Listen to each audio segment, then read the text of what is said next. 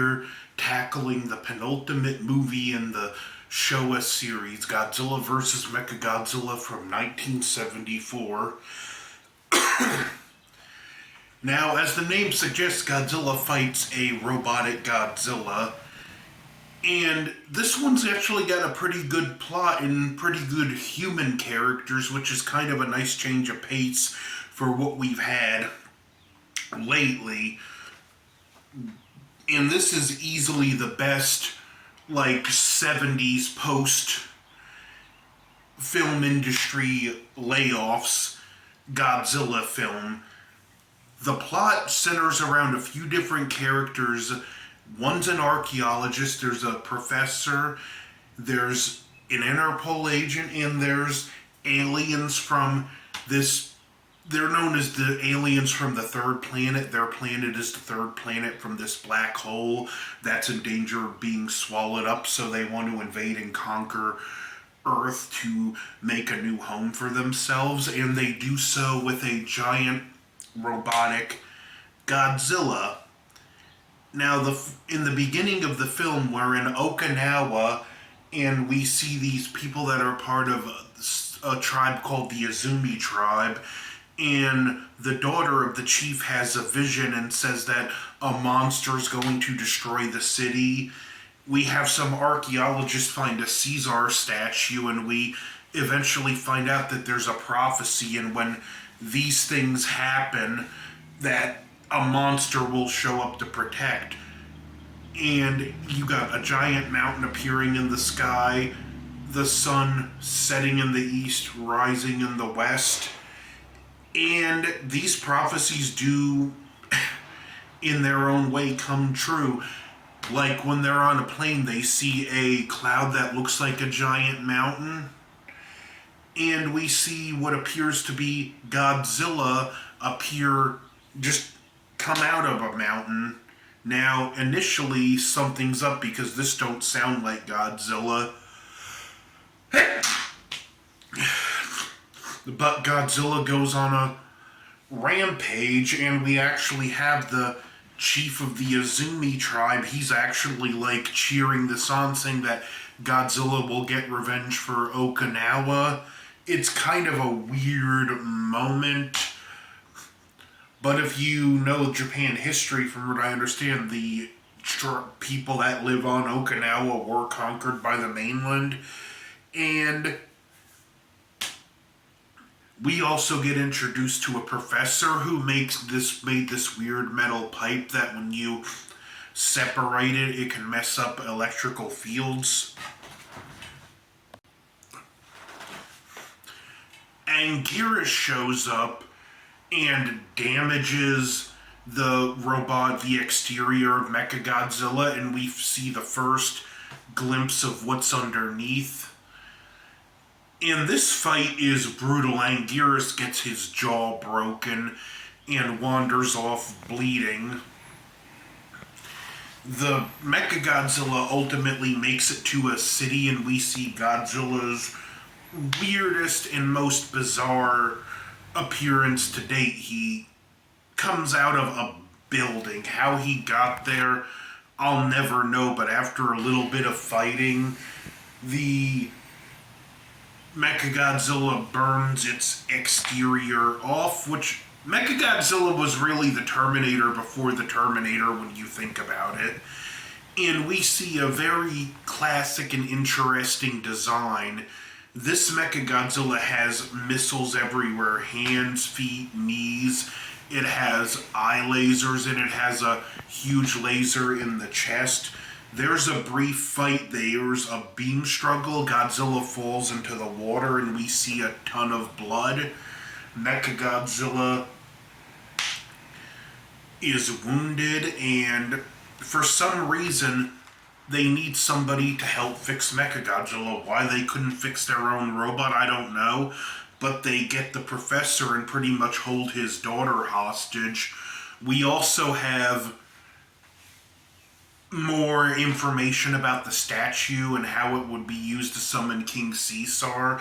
And we find out that these aliens are actually apes in disguise. one gets what we think is the statue and gets shot overboard only to find out it was replaced with a replica. So again, pretty good stuff, but it's weird. Why would Interpol of all organizations be dealing with an alien invasion? Like, I like this one, but little stuff like that, when you think about it, yeah, this is kind of bizarre. But anyway, I still love this movie. It's definitely one of the best of the entire Showa series. The professor does repair Mechagodzilla, and they put him in the cell with her daughter and the other guy, only to kill them by scolding them to death. Fortunately for them, the Interpol agent shows up. They do get saved. There's a lot of back and forth here. And King Caesar, after Mechagodzilla being released, is awakened. You have to put the statue somewhere. It reflects the sunlight and opens up the mountain where he's sleeping, and then this girl has to sing a full song to wake him up.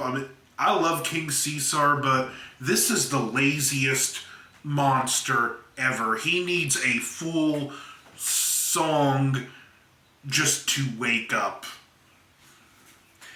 King Caesar and Mechagodzilla fight, and King Caesar does admirable, but he doesn't have quite what it takes to